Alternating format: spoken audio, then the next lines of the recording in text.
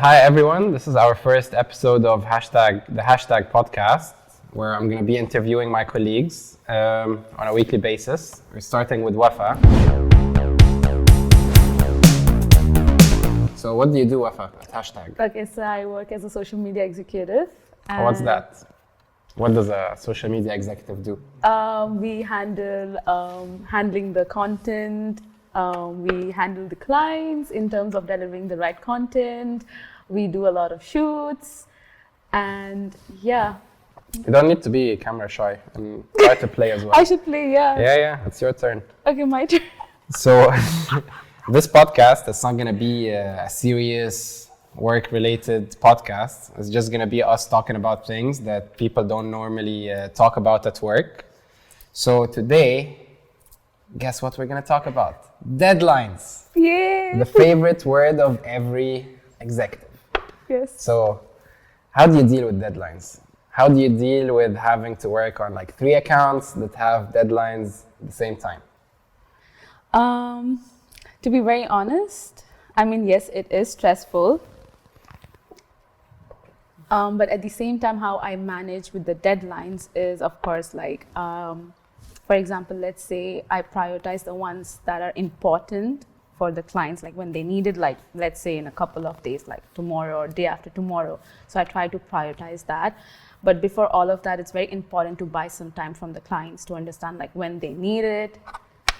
And according to that, I set my deadlines, like, okay, let's say, for example, like this specific content needs to be delivered like this week. So I prioritize that first. And let's say like if I get the brief for, let's say, for 3 accounts brief in same day and mentioning that like prioritizing the deadlines which are important to go this week. So I do that. Then, yeah, but most important, it's always important to buy some time from the client. So, yeah.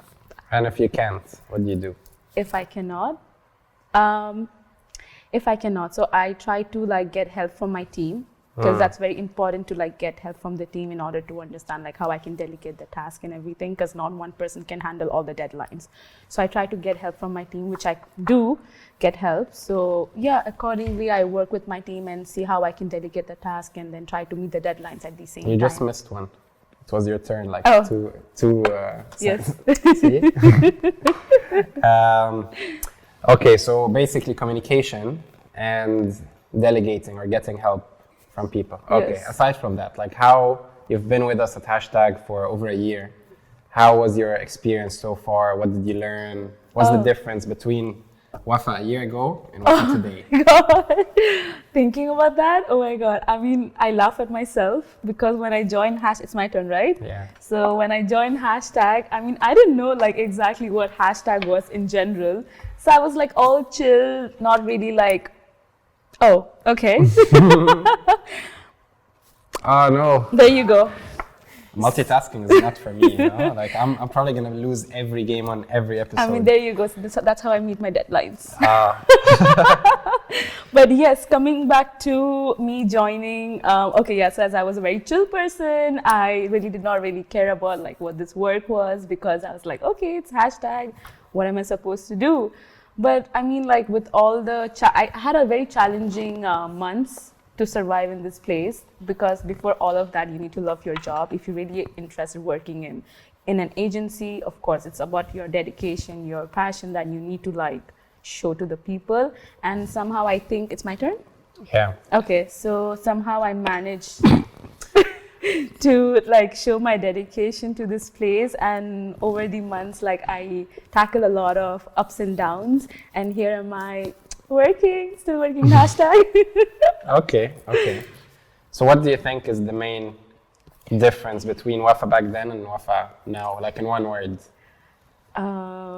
Matured, I think. Okay. In terms of work, yeah, like I have become more matured and more responsible. And did work change your personality outside work? Yes. Being more patient, more confidence. Okay. Yeah. My turn or your turn? I don't even know. Whose turn is it, guys? Okay, khalas, I'll do Okay. it. Okay. So you changed, but aside from deadlines, like how like what difficult situations really shaped you at work? Like what scenarios do you remember like that really shaped you today? Shaped me. past year? Okay, of course, like one of the first examples was when the client kind of like did not have a belief in me. And they did not really want to work with me. Like, to be honest, I think it's your turn, by the way. So yeah, I mean, that really like shook me in short. And I was like, you know what, this is not how I cannot handle this way because it's my fault, of course. And in order to like show her that I'm capable and more of that, I really like worked on myself in a month, you can say. Because so like of course I have a manager. So he came and really guided me on what to work on. And like, let's say for example, being more like paying attention to details. I was known for that, not for paying attention to details. And I really worked on that. Like, I started focusing, not getting distracted. And let's say in terms of writing, I'm being more focused on writing. So I used to like figure out myself, okay, this sentence doesn't make sense to me. So probably like I need to fix why doesn't this make sense to me. It's just like, yeah, basically I just learned myself. Like, so you worked on, you found like issues and I you found tried my to fix issues. them. Yeah, so I used to go home and fix my own issues. I'm like, okay, today I'm gonna like read more and more. Today I'm gonna write more and more. Probably this will improve me. And thank God it really actually happened. And the client loves me a lot now. Okay, that's good. That's good to hear. Yeah. Okay, last question. Okay. What 3 like pieces of advice would you give anyone that's about to join an agency, that like never worked in an agency or it's their first job? Okay, not take personal. Okay, what like not take what personal? Like, let's say for example, if I tell him or her like, hey, you know, the work is not good, probably like So take feedback. Yeah, take the feedback. So constructive criticism is very important. This is what I have learned, because I myself used to take things very personally for small things. But then I realized it's not about my work. Like, sometimes not everyone will like the kind of work I do. It's normal. So I think we need to be more like professional in terms of that and not take it personally. That's the first piece of advice. Second piece of advice is being patient. Clients can be nagging. Clients can be rude. I mean, sometimes they're not like, they don't understand like what kind of work we do, because they think like, okay, they need this right now, get it done.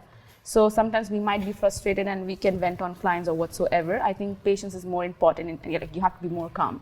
Well, it's like also clients, they have their own deadlines. Yeah, and I'm exactly. So to understand their point of view, we got to be calm and patient and not like overreact like, no, we cannot, you know. There is a way of saying no to them, but of course you got to be calm when they're screaming. You have to be diplomatic. That is it. Yes, diplomatic, that's the right word, yeah. So that's the second piece of advice. The third piece of advice is... don't volunteer when John looks for someone to do a podcast. No, I am having fun, it's nice. I think it's my turn. Yeah. Okay. No shit. Yeah. So yeah, the third piece of advice I would say is that always be ahead of the game. How? In terms of like, you know, when like always have a backup for yourself. You know what I mean? Like at work? At work, yes. Always like, you're the only person who can back yourself up. No one can back you up. In terms of work, like, you know, sometimes you might be stressed with work or whatsoever because you don't know like how to answer to the clients if you're in trouble or so.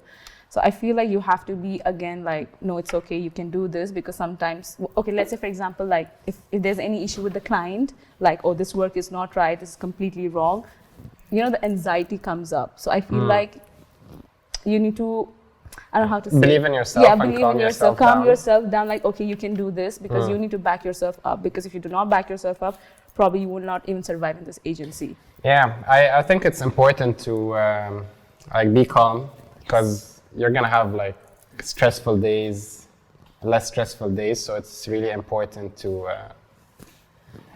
people in the back making me laugh. Stop. Yeah, it is really important to like focus. Yes. If you like what you do, you should think long term. You shouldn't focus on like one issue, like the issue of the day. Yeah. So basically, in short, I think you've got to be positive about yourself. So calm, patience, positive, and what else? I think that's enough. That's enough. Maybe like on the next episode, we're gonna have more more pieces of advice. So that's it, guys. Next episode, hopefully, we're gonna change the game because it's not my game. See you next time. And yeah, thank you for having me. Thanks. I really enjoyed the podcast. Okay. And I'm looking forward. So See yeah. you on episode 2, guys. Bye.